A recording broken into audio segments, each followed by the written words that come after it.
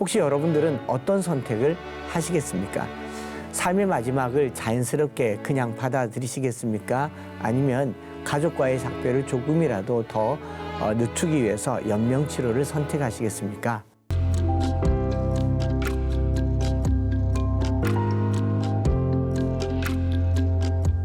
남은 인생을 고통 속에 지낼 바에 그냥 빨리 천국 가고 싶다는 생각을 하곤 하지 않습니까? 24년도에도 사전연명의료의향서를 등록한 사람이 253만 명이 되었다고 합니다. 그중에 70세부터 79세까지가 101만 명, 60대에도 71만 명이나 차지했다고 하는데요. 혹시 여러분들은 어떤 선택을 하시겠습니까? 삶의 마지막을 자연스럽게 그냥 받아들이시겠습니까? 아니면 가족과의 작별을 조금이라도 더 늦추기 위해서 연명치료를 선택하시겠습니까?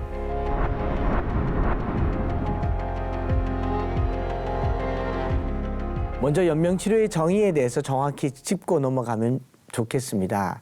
우리가 연명치료에 대한 여러 가지 오해 중에 하나가 연명치료와 안락사 그리고 뇌사자의 경우를 다 연결해서 생각하기 때문에 그런데 연명치료의 정의를 좀 더 정확하게 알면 다시 연명치료 중단을 철회할 수도 있을 것이라고 생각합니다.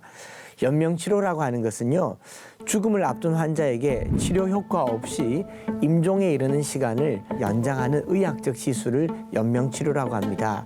가령 심폐소생, 인공호흡기, 혈액투석, 혈압 상승과 같은 치료를 예로 들 수 있겠죠.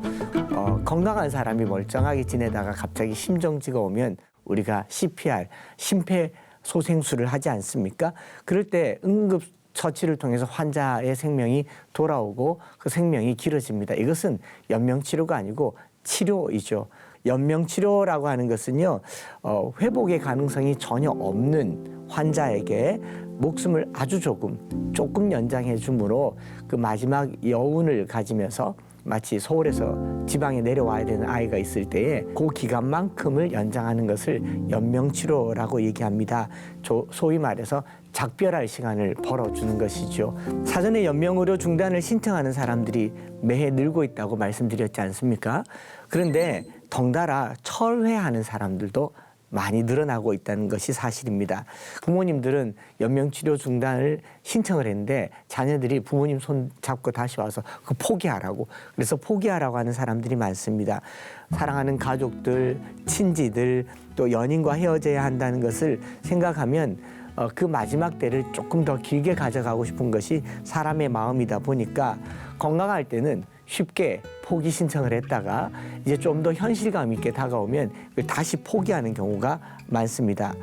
저는 사실 이미 그 장기 기증, 조직 기증 신청까지 다 하고 연명치료 거부까지 다 했는데 이번에 고민을 하면서 보니까 한 가지 바람은요. 안 아프고 천국 가면 좋겠다. 사실 의사들 입장에서는 그 마지막 순간에까지 고통을 덜어주는 차원에서 진통치료라든가 호흡치료를 돕거든요.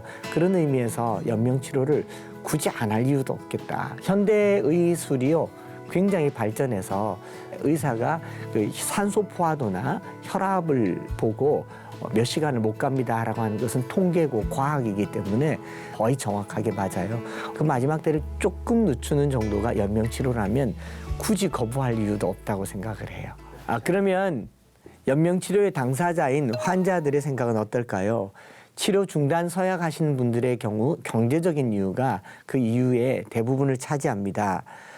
자녀들에게 부양을 바라던 시대에 부담을 자녀들에게 주지 않으려고 연명치료를 거부하는 분들이 점점 늘어난 것 같습니다. 아주 장시간, 몇 년, 몇 개월 이런 경우가 된다면은 부담이 될 수도 있겠지만 3, 4일, 일주일 정도 연장하는 것, 가족들과의 이별의 시간을 늘리는 것과 그리고 당사자의 고통을 경감시켜주는 차원에서의 연명치료를 꼭 거부할 필요가 있을까? 잘된 이별을 하는 것, 좋은 이별을 하는 것이 좋겠다라는 생각을 해보는 것이죠.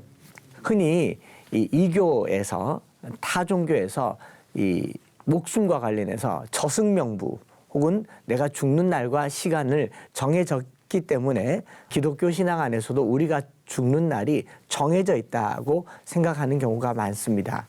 연명치료를 선택하는 게 불신앙의 행동인가? 하나님이 정하신 내 생명의 날을 거스르는 행위가 될 수 있을까? 하고 우리가 고민한다면 조금 더 기독교적인 관점에서 생각해 볼 필요가 있다 생각을 합니다. 하나님이 에덴 동산에서 선악과를 만드셨을 때 아담이 선악과를 따먹을 줄 아셨을까요? 모르셨을까요? 모르셨으면 하나님은 전지하신 분이 아니죠. 또 아셨다면 전능하신 하나님께서 에덴 동산에 선악과를 넣어두시면 안 되는 거죠. 인간이 선택할 수 있도록 만들었다라는 것은 하나님의 주권 섭리에서 인간이 그 섭리를 바꿀 수 있는 특권이 하나 주어졌는데 그것이 뭐냐면 자유의지입니다. 그 자유의지로 하나님을 향한 거역을 만들었기 때문에 우리는 생명의 유한함을 가져오게 되었고요.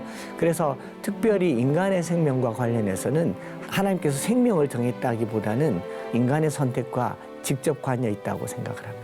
특별한 하나님의 뜻과 계획이 있어서 병에서 낫기도 하는데요. 히스기야 왕과 같이 죽을 날이 정해져 있었지만 하나님께서 15년이라는 생명을 연장시켜 주시기도 하셨죠.